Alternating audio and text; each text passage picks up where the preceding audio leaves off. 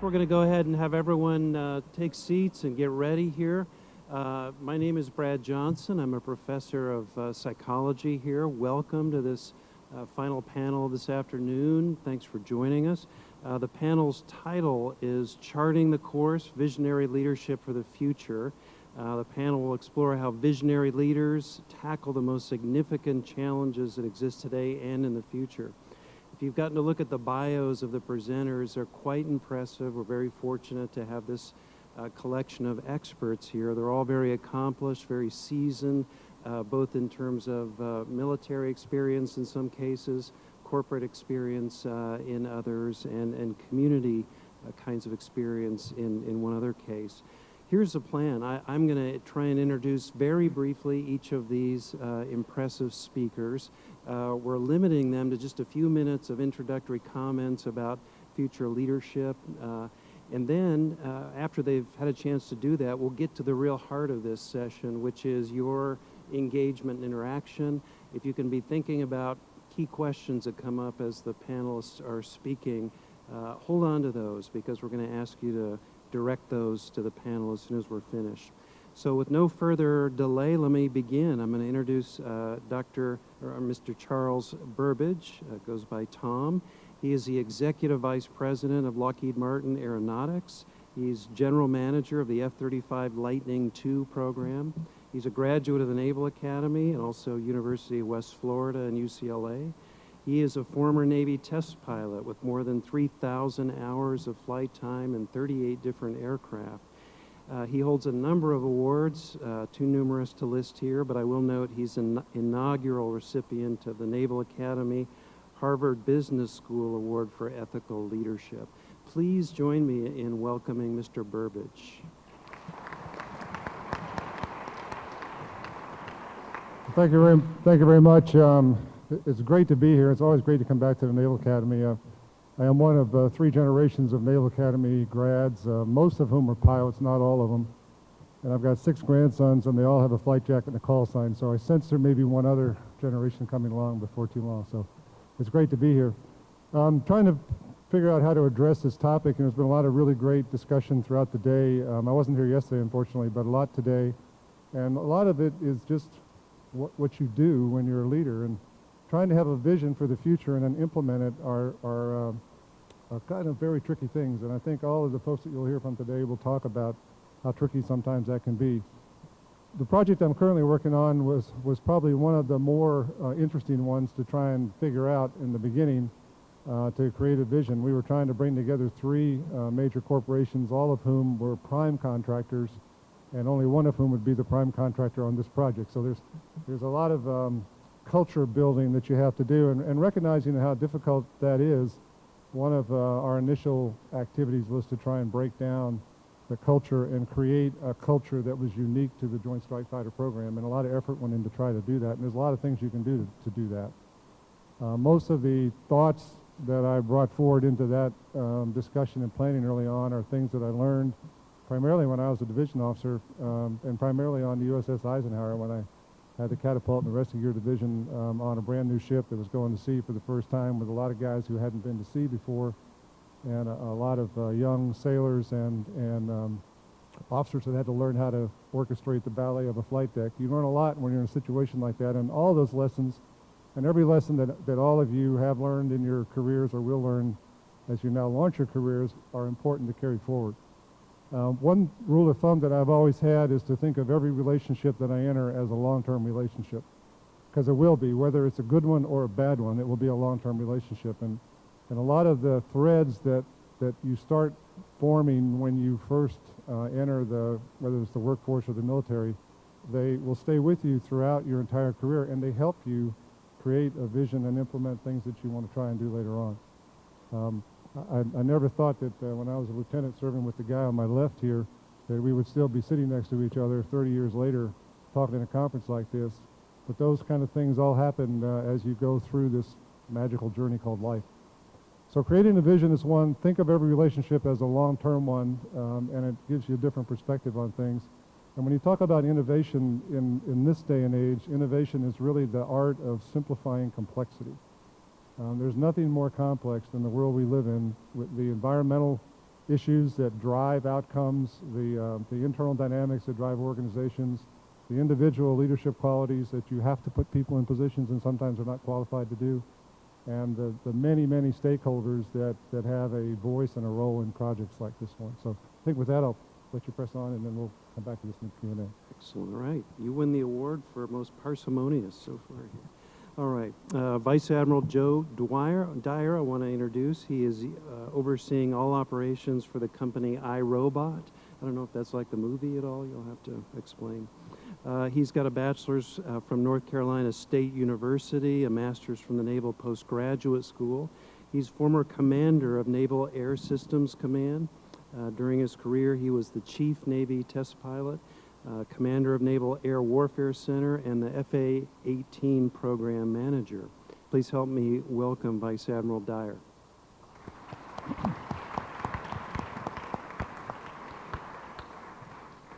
Well, thank you very much. I'm a visual person, so this setting and talking is hard for me. We may have to have a little audience participation in a minute, so get ready. But first, let me tell you my very, very favorite leadership story, my favorite personal leadership story. It's post-Vietnam, 1970s naval aviation. It was during that period when you had to put a watch on your airplanes to keep your fellow squadron mates from stealing your parts.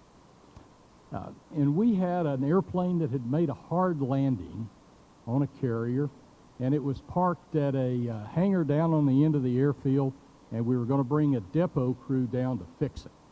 We had a young watch standing there. I was a squadron duty officer, jumped in my trusty Navy 15-year-old pickup truck, making my rounds, and I go down, and this young lad is sitting in the cockpit with a screwdriver, taking the clock out of the airplane. And I said, well, what are you doing?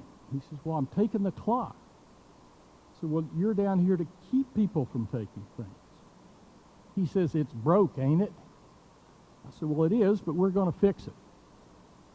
Conversation goes on a bit, and I invite him to come down out of the cockpit for a chat. This kid weighed about 90 pounds soaking wet. He was from a coal mining, eastern Kentucky. He had a homemade tattoo on every finger of his fist. And he proceeds to tell me that he only joined the Navy to keep from going to jail. One of my favorite all-time expressions. So I say to him, going to jail for what? 90 pounds soaking wet. He says, you know, that there statue rape.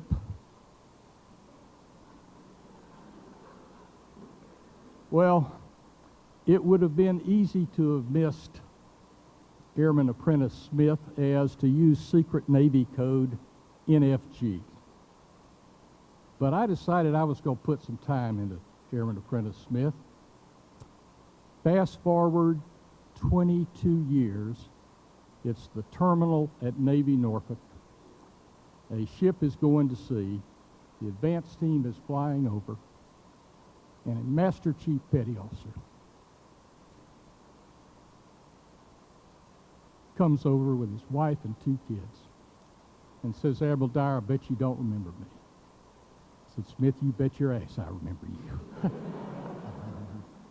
So it's great to recruit the best, but squadrons and ships and companies move forward with the power of an integrated team. And success stories are always worth your time, and I would commend it to you. Now for the audience participation. You have to stand up, 3 stars and all. Stand up, please. Close your eyes. Now, wait a minute, panel mates. This is for everyone. You too, moderator. Thank you. Stand up. Close your eyes. Every head bowed, every eye closed. And I want you to point north. Extend those arms proudly. Everybody up. All right, now hold your position and open your eyes. The essence of leadership is one of aligning all these people to march out in the same direction. That's my definition. back to you, Mr. Moderator. Excellent.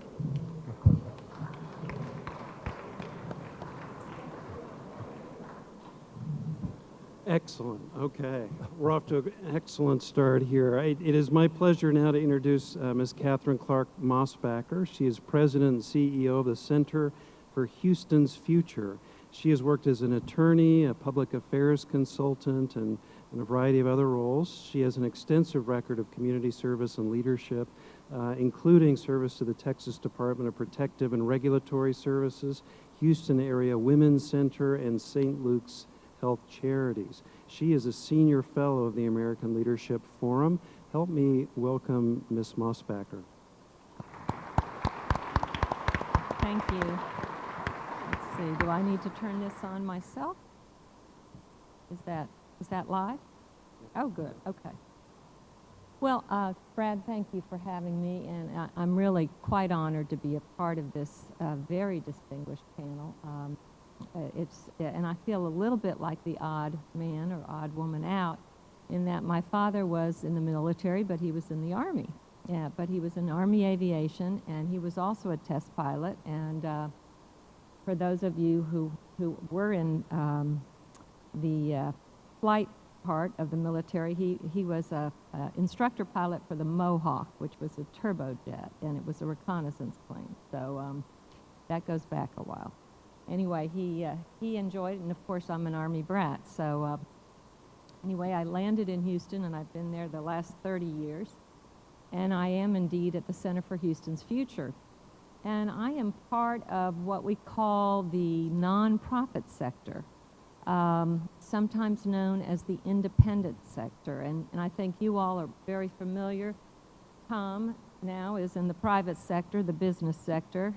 You all are in government, that would be the public sector. And there's this third independent sector, which is the nonprofit sector. And we, in fact, are unique in this world in terms of our U.S. nonprofit sector. Only in America do we have the kind of nonprofit strength, diversity, and just this coverage of all kinds of classic social problems that in many other countries are really only dealt with by the government. Lynette, you as a volunteer have decided to get involved in stopping human trafficking, and in fact, that's a perfect example of what can happen in the nonprofit world.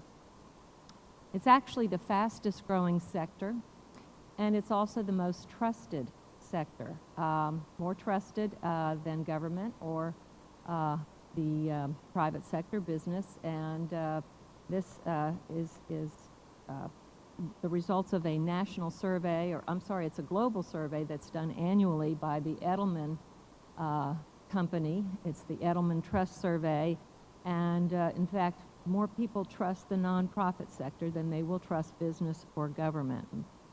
As you can guess, trust is a key issue for all of us as leaders, and I'm sure all these gentlemen can chime in and talk about trust.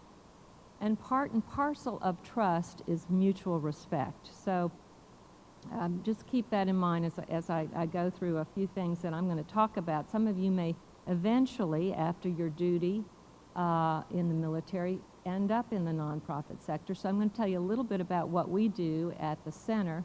We are called the region's think tank, and we do a number of things. We do leadership, and we do research, and we do solutions. Leadership, really, we talk about our strongest natural resource as human capital, people. We've got to have strong leaders, and gone are the days where just a few men could sit around the table and talk about what the plans are for the city or the county or the community or the nation. We now know that everyone deserves a place at the table. We've become a very multicultural society, and it's very important for us to really develop a diverse foundation of leadership. So we spend quite a bit of time. We have leadership forums twice a year where we bring people in from all industries, all sectors, all ethnicities, all across the region. We are a regional group, and of course both genders, and work on developing leadership, because again, we think that's a key ingredient to a successful community. In fact, our vision is to advance the Houston region as one of the top 10 global communities in which to live and work. And in order to do that, developing our human capital is very, very important. We also do research. Our research is primarily in what we call community indicators, and that is creating a report card about how the Houston region is doing compared to all of the other regions, whether in the United States or around the globe, because after all, we are a global economy now, and we don't just compete with Dallas. We don't just compete with Chicago. We are the 4th largest city in the United States, but we're competing with regions and cities around the world. We also do strategic planning, and our primary tool for that is scenario planning. And I understand the military and the intelligence community as well uses scenarios. And we find it very valuable. We have a tool right now called Scenarios 2040, where we have created actually the largest public interest business-led scenario project in the country. And we have 2 videos, 2 stories of what life might be like in 2040. If you were to wake up in January of 2040 and look around the region, what would the world look like? From every possible perspective. In fact, I want to thank Donald Bowers. Where are you, Donald? I know, there he is in the back. His father works at the Federal Reserve in Houston, and we had an opportunity to present at the Federal Reserve for their strategic planning session, and that's how I find myself here today. Finally, we work on community engagement, and that really is all about moving people toward a shared vision. And again, we're talking today about visionary leadership, and in order to have a shared vision, you really have to have shared values. So we're talking about leadership, but in order to be a leader, you have to have followers. And one of my favorite quotes about leadership is from John Gardner, and I know all of you have read John Gardner, or maybe even met John Gardner, a very well-known author, public servant, served several presidents, established Common Cause, but he's one of my favorite authors on leadership. And he talks about executives, but I'll put in parentheticals officers here. So executives or officers are given subordinates, but they have to earn followers to become leaders. And I'll say that again, executives or officers are given subordinates, but they have to earn followers, become leaders. I think that's a very important lesson for us all. So what might be some of the challenges that you all are facing in the future? Again, we talked about the fact that our society has become a multicultural society. We've become a global economy. We don't have a single set of values. We don't have a single religious denomination to work with. We don't have a single ethnic identity. And in order to lead followers, you really do have to create that shared sense of values and that sense of community.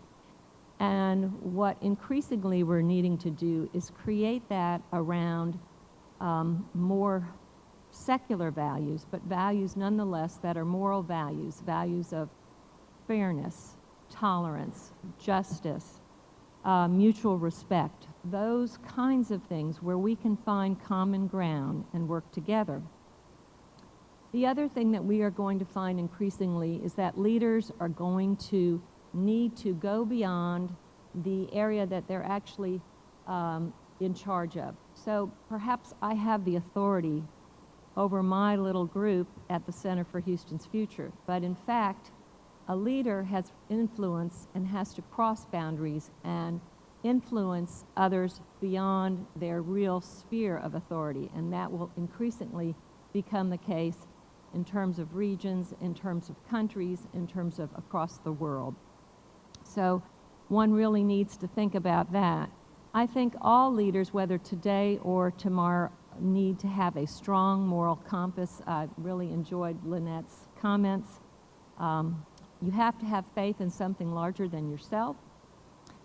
You've got to have courage and resolve, tenacity, patience, ability to stay the course, compassion, empathy, And here's another thing. We talked about followers. You really have to have the ability to work with a team. You can't be a leader alone. So you really also need to learn to give others credit. And it's amazing how much you can get accomplished when you're willing to give others credit, or you don't care who gets the credit. Again, a good thing to think about as a leader. And you have to motivate and inspire those that are your followers. Another one of my favorite quotes about leadership: first and last task of a leader is to keep hope alive. Never denying the difficulties, because there are difficulties, but keeping the hope alive. So in sum, the future really is, the future of leadership is really based on leaders who believe in the future. You have to believe in the future, and you have to believe in yourself.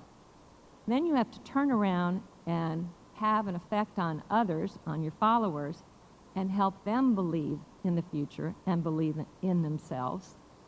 You want to make sure that they understand they can, in fact, accomplish something. They can make a difference, and the future can be different because of what they can accomplish, whether it's as an individual or as part of the team. For my remarks, Brad. Thank you. Excellent. Thank you very much. Our last panelist, it's my pleasure to introduce Lieutenant General John Sattler of the Marine Corps. He's got a degree from the Naval Academy in economics. He's also got degrees from the Marine Amphibious Warfare School and the Industrial College of the Armed Forces. He was commanding general of the 1st Marine Expeditionary Force. He was commander of the USMC Forces Central Command. And his last duty station, he was director of strategic plans and policy for the Marine Corps. For the last couple of years, he's been a senior mentor, both for the Marine Corps and Joint Forces Command. And I learned that he has just very recently become Distinguished Leadership Chair of the Stockdale Center for Ethical Leadership. And I realize he has an office about 4 doors away from me, and I just met him for the first time. So I need to be aware of my environment a little bit more. So please join me in welcoming General Sattler. Thank you. You know, anybody who hangs around their office, all day, and you don't and I don't, needs something else more important to do than sit there and do email. But what I'd like to do is sort of flip this around a little bit and talk a little bit about visionary leadership from an organizational perspective. But I'd like to kick it down at the ensign, second lieutenant level. Because sometimes when we talk visionary leadership, some of us, myself included, become intimidated because it sounds like you have to be Albert Einstein and you have to wake up and have this epiphany where you're going to walk in to your organization that day and you're going to turn everything on its head because you have this vision. But truth be known that each and every organization, every command in the Army, Navy, Air Force, Marine Corps, that commander has a vision.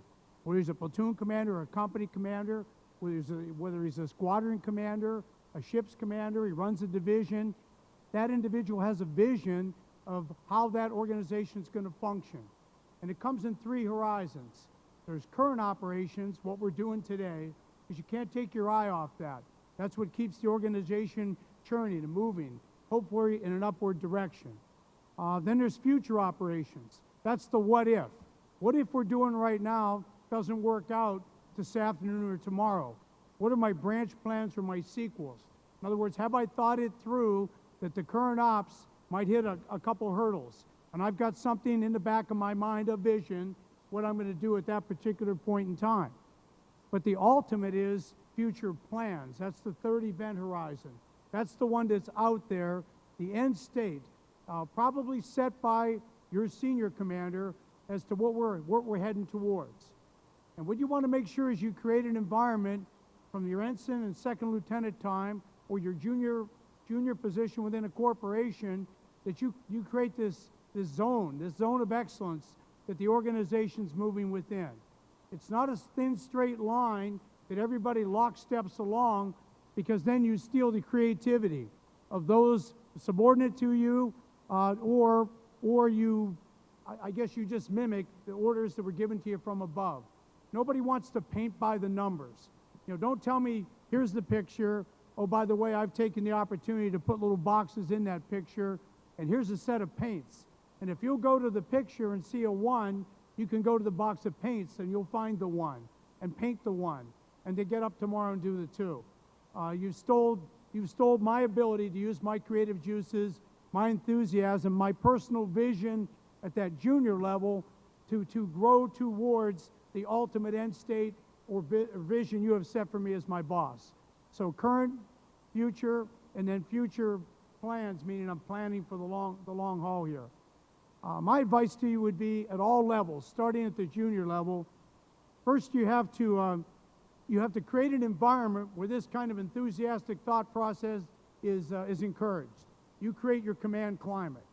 And normally you don't hear about a command climate till you become a commander or a lieutenant colonel, because that's when you have sort of a command philosophy. You sit down and you take a piece of paper out and you think, haha, I'm about to take this mantle of command. And with that mantle comes the authority and the responsibility, and I'll add the opportunity to do great things. So you sort of sit down and you kind of get your mind around, how am I going to run this command? What's been done before I took it? What would I like to change? What do I want to keep the same and accentuate? And you win your command that way.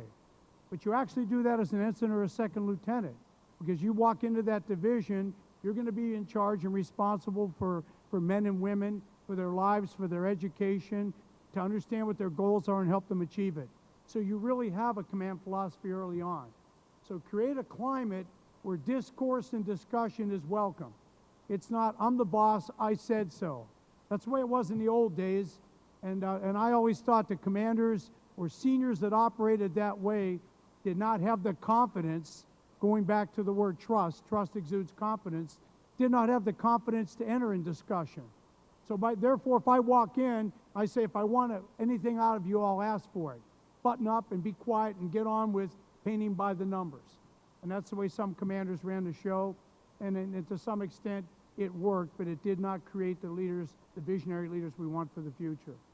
The second thing you need to do is you need to create a climate where disagreement, when done respectfully, is not disrespect. Disagreement is not disrespect. You know, the old line, hey, you dissed me at the meeting. You know, I was having a discussion and you challenged my point. Well, the reason I challenged your point was because at the end of this meeting, we're going to break the huddle and everyone's going to go back and do what they're going to do today. And if I left that point on the table unchallenged, and I think it needed to be challenged in a very respectful way, we all get better.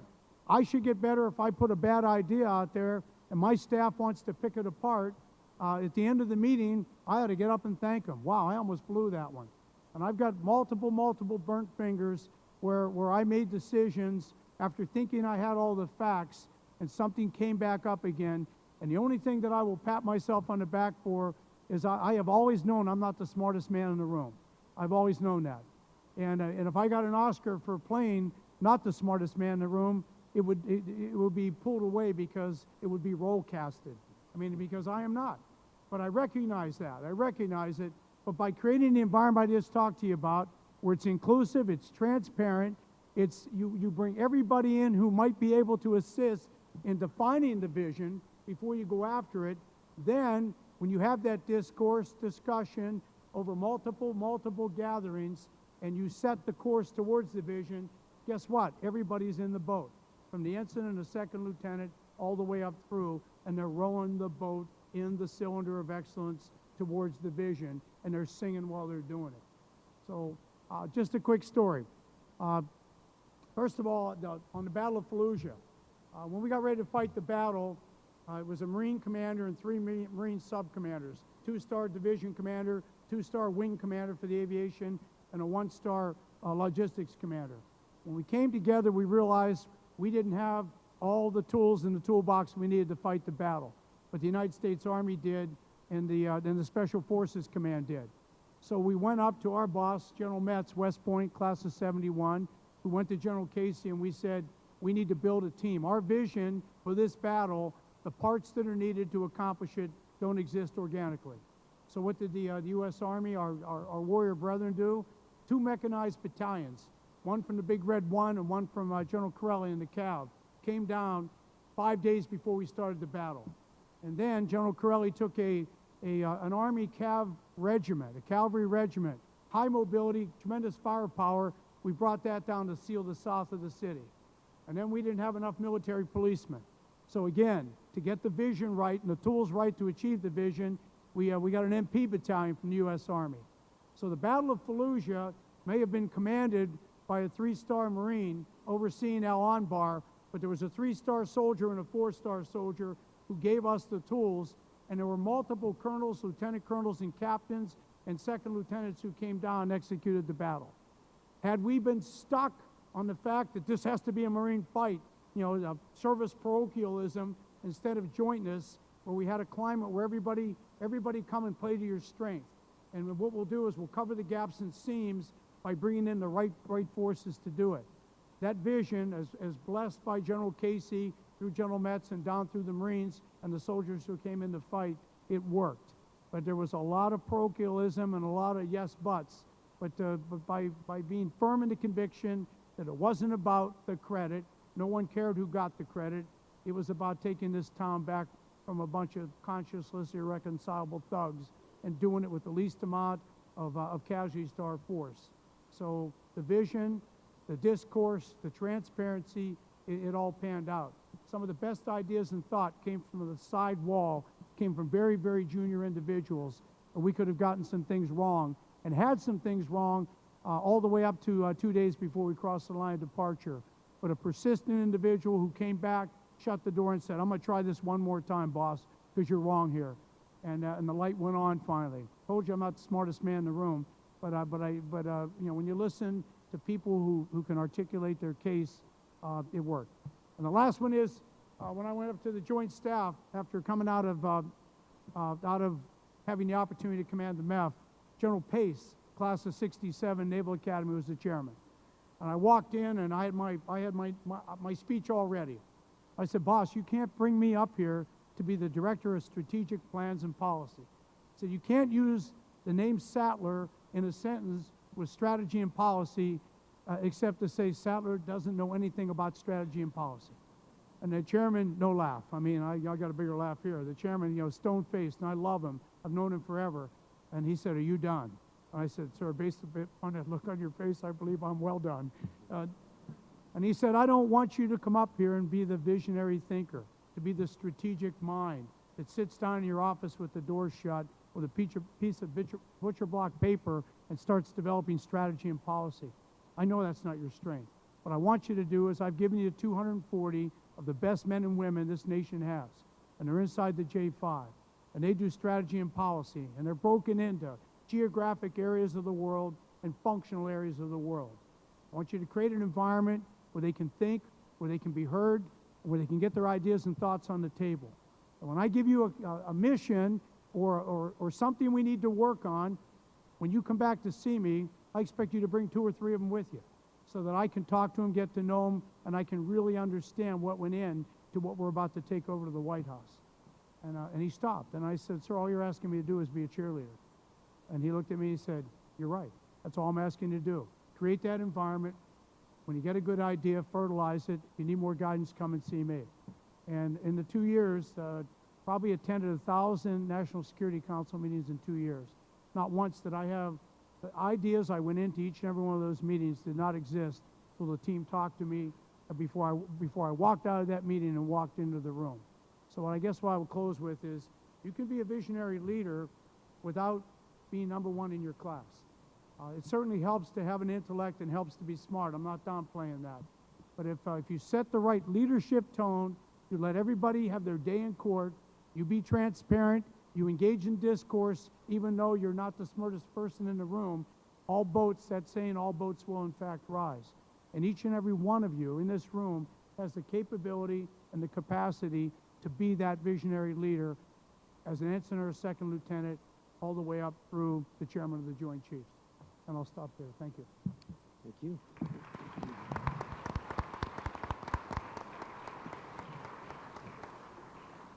All right, so we've had some great introductory comments, very broad in scope, and as I hope as you've been listening, questions have been germinating, you've been thinking of some great things to ask. We have got 2 microphones, I see, one in each aisle here, and so as before, I hope you'll just start queuing at those and don't be bashful. Go ahead and coming up. What I'll do is have you ask a question. If you'd like to direct it to one of the panelists specifically, that's really helpful if you'll do that. If not, I can ask one of them to go ahead and take it. We may just have one panelist try and handle each of the questions so we can get more of those worked in. We've got about a half an hour, so we have lots of time for some rich exchange. So let me just kind of ask you to go ahead and kick it off. Do you want to do that? Good afternoon, ma'am. Good afternoon, gentlemen. Midshipman First Class Ramey from North Carolina State University. Go Pack. My question is mostly directed towards Mr. Burbage.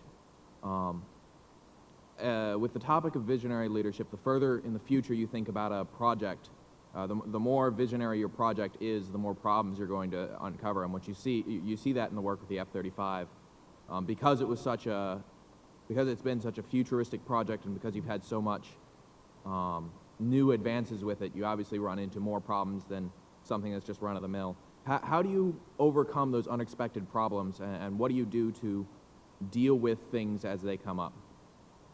Well, probably the biggest challenge on a global program like this, and we have work going on this program in all 24 time zones.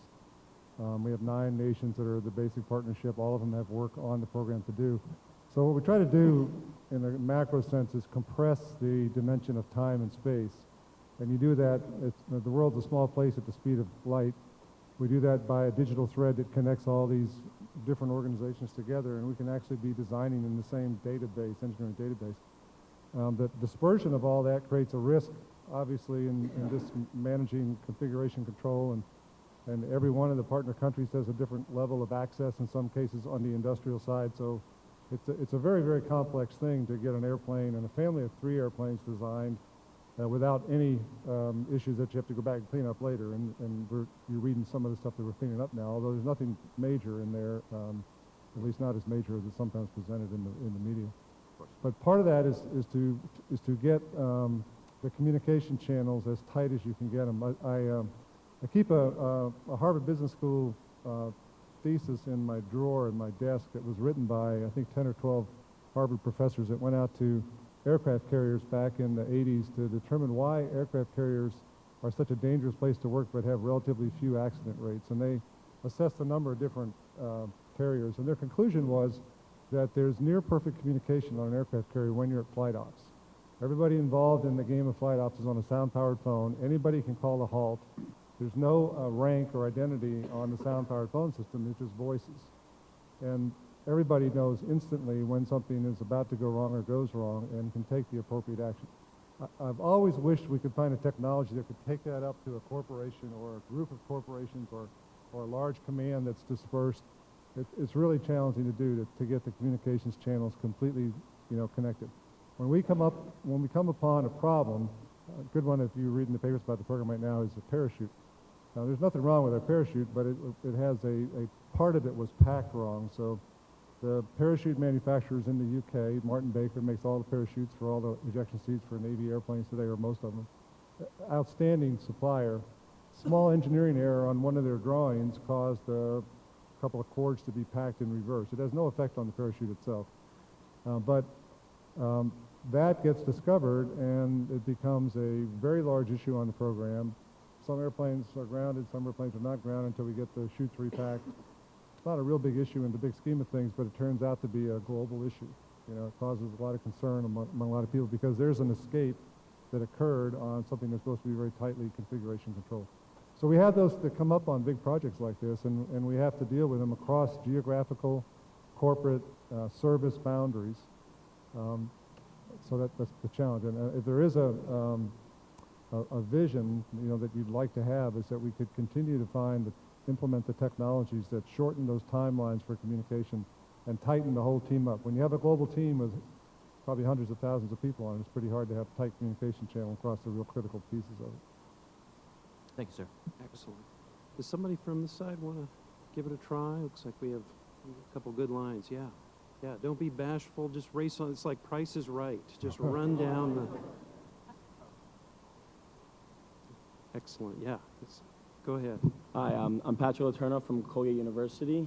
I have a very general question just about leadership that any of you, I'm sure, will be willing to answer. It's in terms of role models. A lot of times in my life, I find that leaders that I've been on, that have been above me, oftentimes I see them as role models for myself. And oftentimes I see the skills that they possess as leaders. I end up using those same skills when I work with people that are under me in terms of, I also play soccer, so in terms of my younger teammates or when I work with younger students, because I also am involved with tutoring.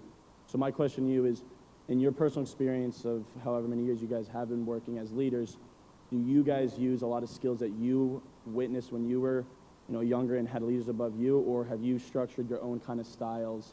And as we progress through these leadership conferences and learn more about being leaders, should we try to form our own personal structure, or should we try to emulate something that we've seen that we thought was very effective? Good. So maybe one or two of you want to address the effect of role models. Yeah. So I'll put my 2 cents in. One of the things that I truly believe in is that you have to be yourself. You have to know yourself, and you have to, as you just said, John, you have to know who you are. Maybe you're not the smartest man in the room, but boy, you must be close. Anyway, you really need to know yourself. I think that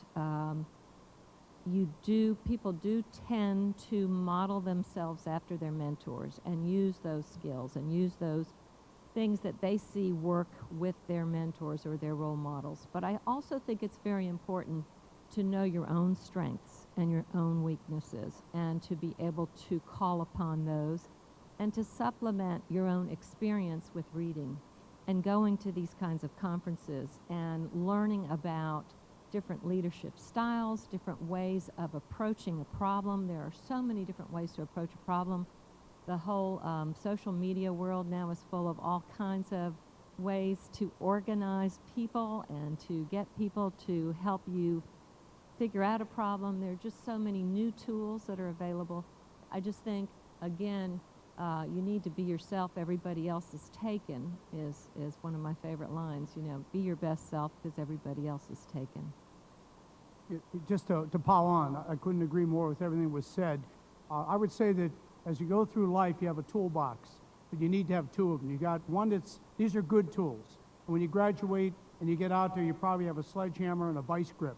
That's probably what you have in your toolbox. But what you want to do over the course of your life is when you see a leadership tool being, a metaphor, obviously, but when you see a leadership tool that really works, you got to pick it up and make sure it fits your personality. It's something you can use. You can't be trying to use a tool that's just not going to work in your hand. If it doesn't work, you put it in the other box called, I looked at these and they're not for me box. Because when the adrenaline hits, when a crisis happens and people start to lose their heads, folks will sometimes go for the nearest tool. You'll end up picking one doesn't work, but you won't remember it at the time. So I would say you look at those role models, and there should be plural, and you're going to have more and more as you go through life. But each and every time you work with someone, under someone, you should be putting a few more finer tools in that box that as you mature, they'll start to fit your hands. But also the ones that you see that just absolutely don't work, put them over here so you don't pick them up when you may be in that same kind of a crisis type situation. Thanks. Thank you very much. Go ahead, sir. Good afternoon. I'm Richard Agbayibor from the MIT Gordon Engineering Leadership Program. My question is primarily for Vice Admiral Dyer, but it spurs from something Mr. Burbage said. You said that innovation is the art of simplifying complexity, and nowadays it seems that in whatever you do, the user, the customer, or your superior, whoever you're reporting to, is demanding more capability from the work you do, but this seems to be in conflict with simplifying the work and managing complexity. And I'd like to ask, especially about the work you do at iRobot, of building robots that are used in the field, if you face any hard choices between delivering more capability and simplifying complexity, and how you came about making those choices and what lessons you learned. Well, it's a great question. Thank you very much for it. It is something that we deal with every day. By the way, I'm about 2/3 of the way through the Steve Jobs book, most of which focuses on that question. that you just asked, and speaks to jobs. He has many wonderful attributes and some that aren't, but one that's wonderful that we do try to emulate at iRobot is appreciating the man-machine interface, appreciating the customer's perspective, and the need for modern users to intuitively understand how to employ the technology. And an example of that is perhaps best found in some work in the marketing arena. I never thought, Bert, I'd be quoting marketing, but I've become much more respectful of it. And if you look at what in the military we would call crossing the valley of death, or a writer called Jeffrey Moore would call crossing the chasm, you will see that the folks that are very, very technology oriented. By the way, iRobot's an MIT spin-out, so we have a lot of your brethren. The folks that are very early adopters are very focused on the technology. They immediately understand it, they appreciate it for what it is and was, and they think rebooting is okay. On the other side of the chasm, what Jeffrey Moore calls the early majority, they don't think rebooting is okay. They really would like to read the manual, and they really do want it to be simple. So I don't have an answer to your question, but I can perhaps sharpen up the problem set a little bit. And that is, how do technologists give birth to simple machines with great user interface that the body politic widely written can employ? It's a challenge that you just have to work every day. Stand by, because I'm fixing to say something nice about the French and the Italians, for those of you that may be in the audience. And that is, this wonderful sense of what we call French or Italian design is the essence of the answer to your question. Tom, did you want to follow? Yeah, I'd add a comment to you. There's a growing body of technical research in the area of complexity management that's really interesting if you're into that kind of thing. But basically, it says that our current tools that we use, whether they're systems engineering tools or organizational tools, are not adequate to deal with the level of complexity that's now brought into most of these large projects, primarily because politics move inside the domain of the program manager, and those are very hard to manage with systems engineering tools. There's also an easy way to simplify complexity is to ground rule the complexity out. And there's a lot of people that do that. There's a lot of organizations that say, this is just too hard to deal with, so we're just going to ground rule it out. It's not an issue. And it turns out to come back, an order of magnitude more severe in the near future. But there is a lot of work going on right now to try to understand whether or not there's another set of tools that need to be developed to give project managers a better way to control some of the uncertainties that are not necessarily technical in nature that enter into these very large projects. Thank you, gentlemen. Thanks. Go ahead. Hi, my name is Angela Sipes from Marietta College, Ohio. I want to thank you all for being here. Your insight is really valuable to all of us. It's opening my eyes a lot. I do have a question with regards to the word follower, especially with visionary leadership. Some of the things that we've talked about in our organizational leadership class is the difference between a follower and a performer. And I wanted to talk to Ms. Mosbacher about what you said with leaders have subordinates, and then you need to earn your followers. So I wanted to know what you thought the difference between followers and subordinates were, and why a visionary leader could not be a leader of the same, a visionary leader of visionary leaders from that buy-in. Well, good question. Again, the quote is from John Gardner, but I do believe it. And, you come into a job, whether you come into a job as an executive in business or as a general or an admiral or in an officer in a military situation, and you do have subordinates. The fact that you are their leader does not necessarily mean that you are respected. You really have to earn that. You have to earn their respect. You have to earn their trust. And certainly there is a need for mutual respect. Many people underestimate their subordinates. People underestimate the ability of folks to be leaders right from the beginning, right on up. I mean, creating this whole climate of creativity is a very important one. Thomas Edison, someone who maybe you don't think of as a leader, but he certainly invented all kinds of things that we use today and we benefit from. And we often only hear about Thomas Edison, but he was a very collaborative leader, and he was someone who really worked with others and had that kind of creative climate. Walt Disney is another wonderful example. He talked about having a kitchen of the mind instead of just having, and John, I'll refer back to you, a wonderful Disney story when you were talking about paint by numbers, which I in fact grew up with, and which is about the only way I can paint, if I can fill in number one with the number one paint. But there's a great Disney story about Walt where he came to join a group of his subordinates, and he was going to have lunch with them, and they were all waiting for him. He was late. They didn't order lunch. They just waited until he got there. When he got there, he said, well, why did you guys not just go ahead? And he said, you know, just go ahead and order it. And he said, no, we wanted to wait till you got here. He said, okay. So the waitress came over and said, what would you like, Mr. Disney? And he said, well, I'll start with some figs. And so everybody else said, yes, I'll have the figs, please. And, you know, each of the other gentlemen said, I'll have the figs. And he stood up from the table and he said, you know, I hate figs. And even more, I hate people who are just going to order figs because the boss orders figs. And he left the room, and it was one of those things that people remembered.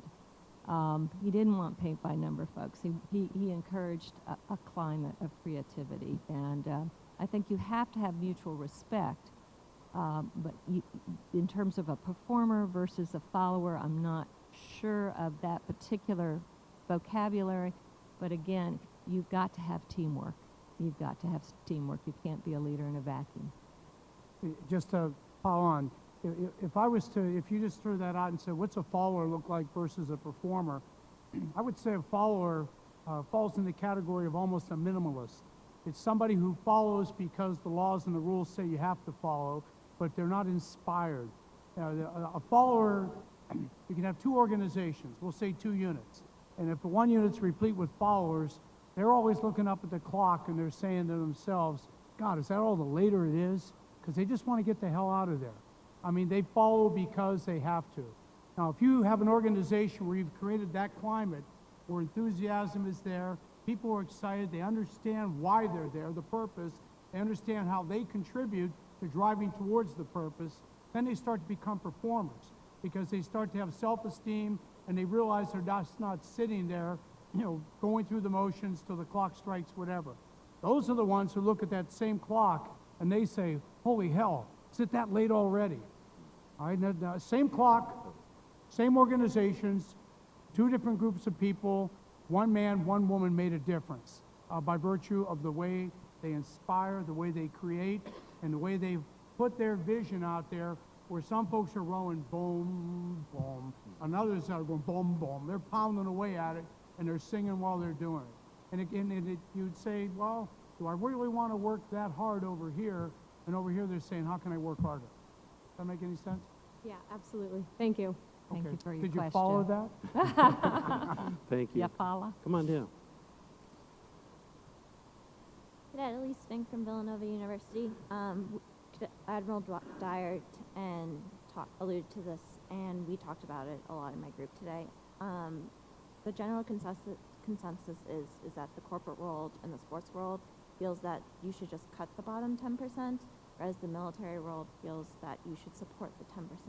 Do you believe that we should cut the bottom 10%, or support the bottom 10%, or do a little bit of both? Okay. So what do you do with the folks that are stragglers or struggling? Sometimes we call them bottom feeders. Different terms for those folks. So how should Minimalists. we handle that? It's a filtering problem. You should put your time into that bottom 10% that can find their way with a little help to the top percentile. And that's a skill I think you can develop over time. You can spot promise. Good. Anybody else want to? I'll just add that there's an interesting definition of leadership that many of you probably have seen. It says leadership is the ability to make ordinary people do extraordinary things. And, you know, I think we've all been in units where there isn't a bottom 10%. You know, it's just, and when you have a mandated 10%, you know, do something with these 10%, that gets really hard to do. And sometimes in the business world it's pretty cold like that, where they want to get the turnover and those kind of things. But I think it tends to take care of itself. You know, I mean, if you do have a unit of high-performing people, they will tend to take care of themselves relative to how it works out in the long run. So I think, personally, I think it's the job of the leader to make his organization a high-performing organization. That's the job of a leader in the business world anyway. And to the extent that you can do that, the 10% that don't want to be that are pretty obvious. And if everybody wants to be that way, then you have an organization that probably is going to stay intact. But it's variable across all the different organizations that you'll be part of. But I think that's what leadership is. I'll just add, it's certainly tempting to write off that group, and I think we're all compelled to do that occasionally. Just thinking about this institution, you know, if that had been the approach, folks like John McCain wouldn't be where they are. He was not exactly a superstar when he was here at the Academy. He probably would have been in that bottom 10%. So somebody gave him a shot, and that was certainly important for our country. Thanks for the question. Thank you. Yeah, I'm Abe from Bucknell. Wanted to start off by saying thanks for taking the time out of your day to talk to us. You know, it really means a lot. The way I was raised, I was kind of raised, you know, if you want to be successful, put your head down, work hard, and do as you're told. Like, I would never ask my wrestling coach, are you sure push-ups are the right thing to do to get better? No, let's do it. But you know, it kind of got me thinking, do you have to be at the top to be a leader? Like, is there room for leadership for everyone in the organization, even the people on the bottom? Because I know, you know, I'm not in the military. I'm going to end up in the corporate world. And when I start out, I'll be at the bottom.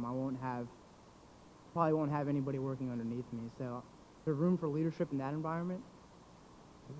So would anyone like to tackle Sure. that? Katherine? I will just start. My son was a wrestler, and I don't know if you're aware of this, but wrestling really is the sport of presidents. More presidents were wrestlers than any other single sport. So you can remember that. In terms of leadership, you know, you can be a leader in any situation at any level. And again, exercising that is your choice. You have influence with everyone that you touch every day. And your leadership skills don't have to be reserved for work, for instance. You can be a leader in your private life. One of the things that we very much encourage people to do in our leadership forums is to get involved in the civic challenges that face us, that are just as critical as the business challenges, and when we're looking at business leaders.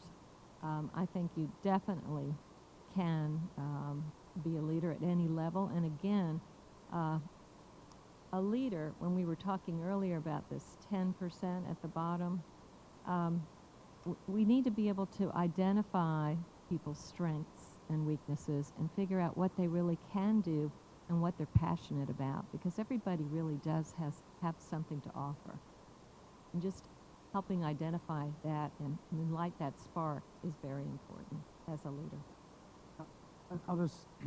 There's going to be opportunities where you'll be in meetings where there is no designated leader.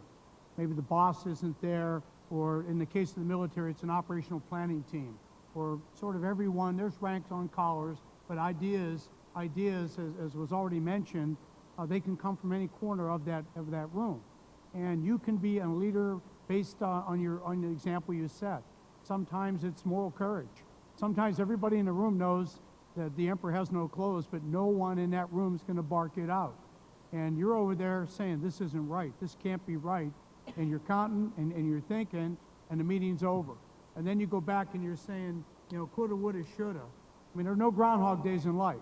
You can't get up tomorrow morning and that meeting's going to be held again, and now you're going to find the moral courage to stand up and talk. So is that leadership? You bet it is. I mean, it's absolute leadership. I'm not saying you have to be the contrarian at every meeting you go to, but you're going to find as a very junior position that you're going to look around and you're going to think you ought to say something, and you may not. Well, there's the opportunity to lead right there. Have the moral courage to go ahead and speak up, even though you may even be ridiculed by virtue of doing it, but you're going to get that idea or thought on the table, and you will have contributed. Now, I'm not saying that's the path to get to the top if that's the goal, but I think everybody in here's goal is to make the organization, the institution, whatever you're involved in, better because you were there, and in this case, in that room. So I think those opportunities are there constantly, and everybody in this room, myself included, can think of a time where you should have jumped up, you should have raised your hand, you should have found your voice in that room, and you took a knee, took a time out because of fear of being ridiculed, fear of possibly getting it wrong, and later on, maybe it panned out that, gee, I should have said something because I was absolutely correct, you know, months later when whatever you're doing runs its course. So I think those opportunities are there. Thank you. Over on this side. Good afternoon, Midshipman Second Class Cirillo from the University of Southern California. I was wondering, what role has competition or competitive spirit played in your organizational climate? Have you encouraged competition or have you more discouraged it?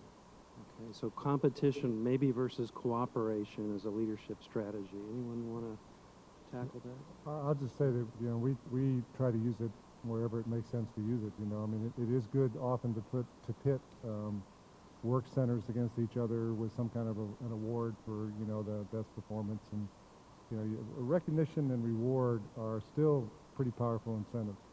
You know, they really are, and they're probably underused with most everything we do. I don't think a lot of people that are in the day-to-day grind realize how important they are and how effective they can be if they're used properly. So, you know, competition is good to stimulate, something to award something for.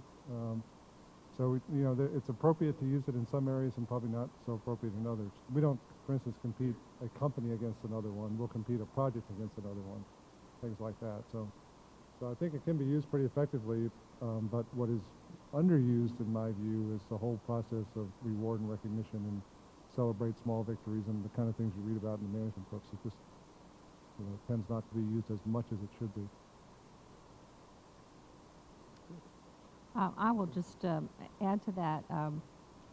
I agree with Tom in terms of, you know, there are times when it's appropriate to encourage competition, but at other times it's appropriate to encourage cooperation. And there is a new word that is used occasionally, which is coopetition, and it really is about both. And, you know, again, choosing the right time. Certain projects are really best for what we call collaborative leadership, where people are really asked to participate together and work together as a team.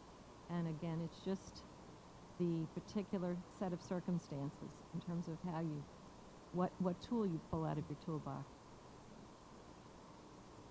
Thank you. Thank you. Excellent, thanks. And I think just in terms of our time, we'll go ahead and make this next one our final question. So it's all yours. Major Seidsma, Royal Netherlands Air Force, representing the Citadel. As Muammar Gaddafi found out, social media form a strong undercurrent, being able to topple governments, businesses, and so on. How do you react to that as a leader? So let me see if I've got it. How do you use social media as a leader? How do you cope with it? How do you cope with social media as a leader? Okay, good. Anyone want to tackle that? There's a move to try to understand it better and try to exploit it better.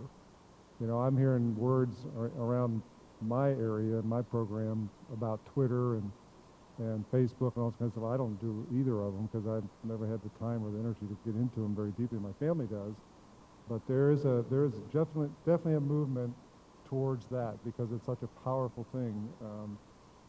You know, I do quite a bit of work in the Netherlands too, and one of the challenges we have is how do we communicate effectively, primarily with politicians, because there's so many different parties that you're trying to get a consistent message to. You know, it's different country by country and culture by culture. But there's definitely a move to try to understand the phenomena of social media and exploit it more. It's really, on the downside of it, there's so little responsibility left for accuracy in technical reporting and journalism that it's a huge issue. The blogosphere is full of opinions, and opinions get used in positive and negative ways both.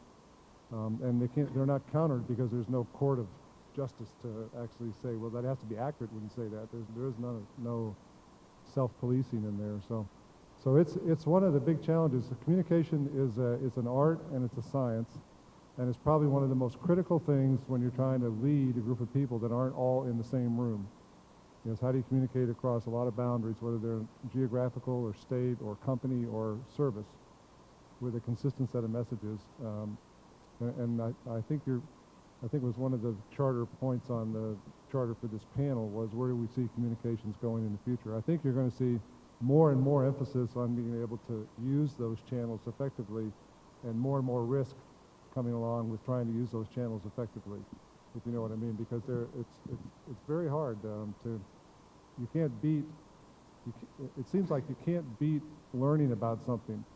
When we learn about it at the management level, it's already around the world electronically, you know. And so it's a real challenge, but I think you're going to see more and more attention placed on it to try to be effective in how to use it. We're not there yet, though. It's not just their problem, and by those folks I mean those that are overseas or in the third world.